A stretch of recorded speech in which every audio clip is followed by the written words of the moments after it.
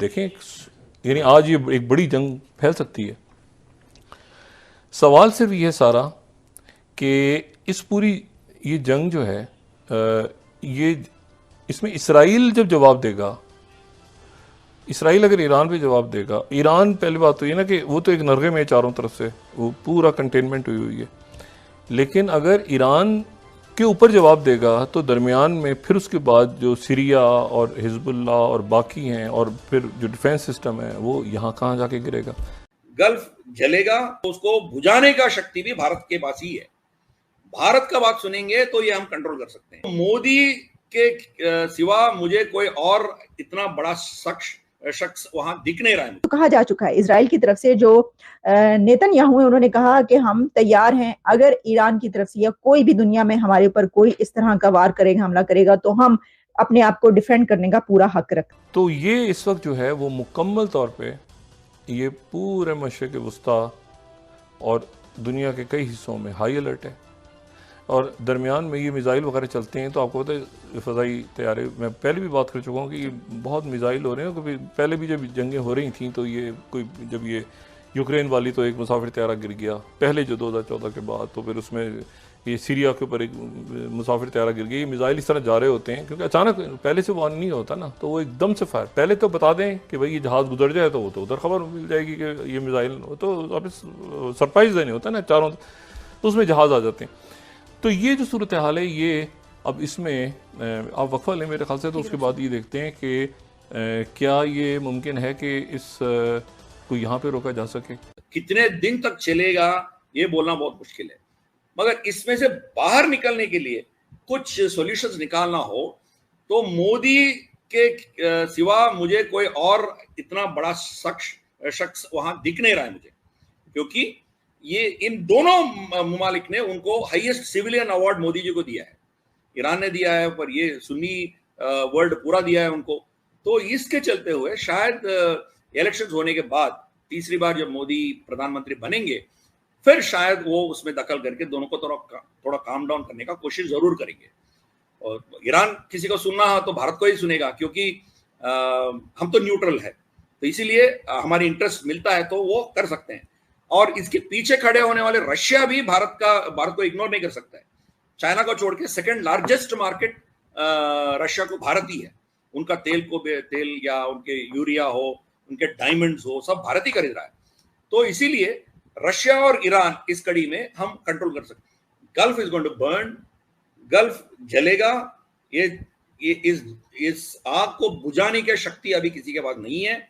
आगे कुछ महीने के बाद या कुछ हफ्तों के बाद, पता नहीं, 1 साल 2.5 साल तक चल सकता है। ये चलेगा तो उसको बुझाने का शक्ति भी भारत के पास ही है। भारत का बात सुनेंगे तो ये हम कंट्रोल कर सकते हैं। भारत का बात नहीं सुनेंगे ये लोग तो फिर ये वेस्टर्न वर्ल्ड अपना। हिजबुल्लाह का अब तक का इजराइल पर सबसे बड़ा हमला हुआ है और 15 मिनट्स के अंदर कहा जा रहा है कि 100 रॉकेट्स फायर किए गए हैं नॉर्थ इजराइल की तरफ। सदर्न लेबनान से ये रॉकेट्स फायर किए गए हैं। किसी जगह पर 15 मिनट के अंदर 50 मिसाइल्स, किसी जगह पर यह कहा जा रहा है कि 15 मिनट के अंदर 100 मिसाइल इजराइल पर मारे गए हैं। और ये रॉकेट्स गोलन हाइट्स पर फायर किए गए हैं और इसमें 15 मिनट के अंदर इतने मिसाइल्स, इतने रॉकेट्स का हिजबुल्लाह, जो कि ईरान की प्रॉक्सी है, ईरान का सपोर्टेड ग्रुप है और इस वक्त ईरान की बैक पर हिजबुल्लाह मौजूद है। इससे पहले भी हिजबुल्लाह ने हमला किया है इजराइल पर।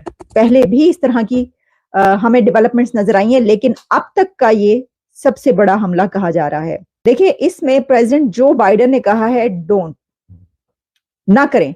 उन्होंने ईरान को कहा है कि मत करना, यानी ये कि जो हमला करने का तुम कह रहे हो ये मत करना।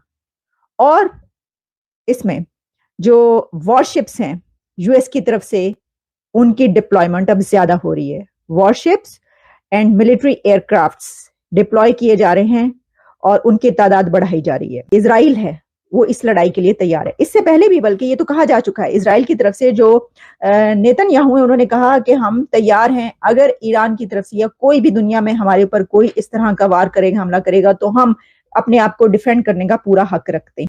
मगर चाइना का क्या रवैया होगा बोलना मुश्किल है, क्योंकि चाइना ये चाह रहा है कि वहां से गल्फ एरिया से अमेरिका को उठा फेंकते हैं, तो उनका वर्चस्व, उनका कंट्रोल वहां आए, इसके चलते वो ईरान को इस्तेमाल कर रहा है। तो ईरान को चाइना ने क्या आश्वासन दिया है, इसके चलते हुए ईरान क्या कदम उठाने जा रहा है, ये बोलना बहुत मुश्किल है। But let us be very clear, आने वाले हफ्ते 2 हफ्ते के अंदर अंदर we will see a massive tension in this area. Second world war के बाद अमेरिका ने एक भी जंग नहीं जीता है। हर जंग शुरू तो किया है मगर एक भी जंग नहीं जीता। उनके जो जिस मकसद से वो गया वो सब फ्लॉप था, और जहां से निकला है वहां ये पूरा मतलब बर्बादी छोड़ के चला गया। तो इसीलिए अभी ये आग जो है, जो गल्फ में अभी शुरू होने जा रहा है, वो कहां कहां फैलेगा हमें बोलना, प्रेडिक्ट करना बहुत मुश्किल हो जाएगा।